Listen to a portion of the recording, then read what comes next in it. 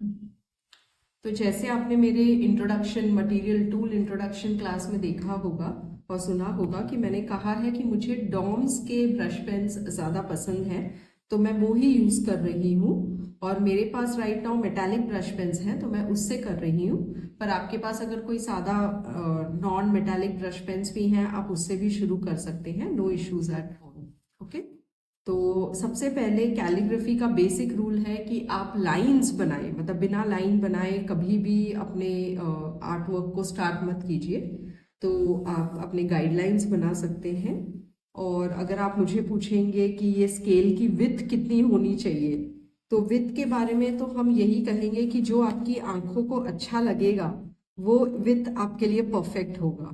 Okay, तो brush pen में आप याद रख सकते हैं कि आपकी आंखों को आप थोड़ा सा मोटा कर सकते हैं, थोड़ा सा छोटा कर सकते हैं।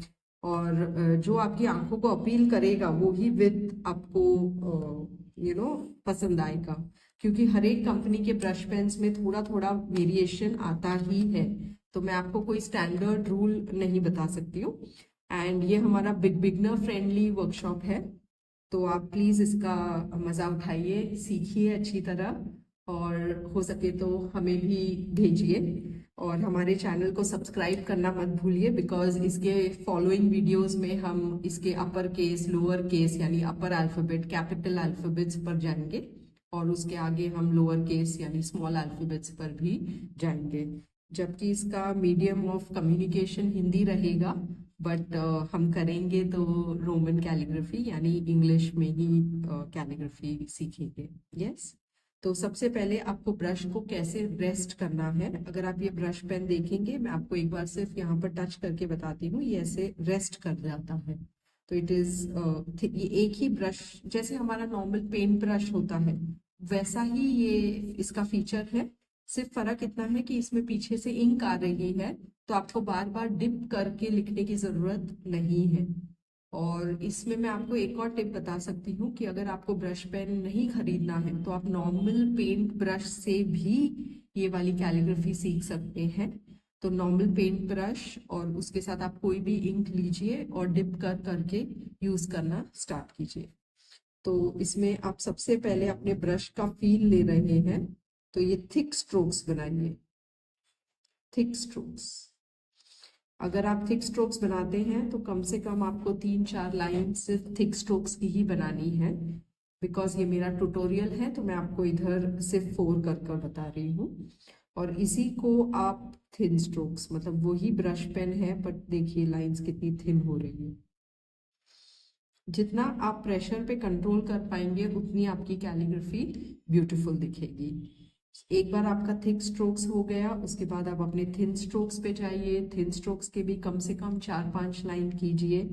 और एक बार आपको उस बात पे कॉन्फिडेंस आया, कैलीग्राफी में यही एक मेन बात सीखने वाली होती है कि आप जब तक बेसिक को मास्टर नहीं करें तब तक आगे ना जाए। मतलब आप इसको पहले मास्टर कीजिए, 1 दिन दीजिए, 2 दिन दीजिए, जितना दिन आपको लगेंगे उतने दीजिए, और फिर आप आगे वाले स्ट्रोक्स पे चलिए।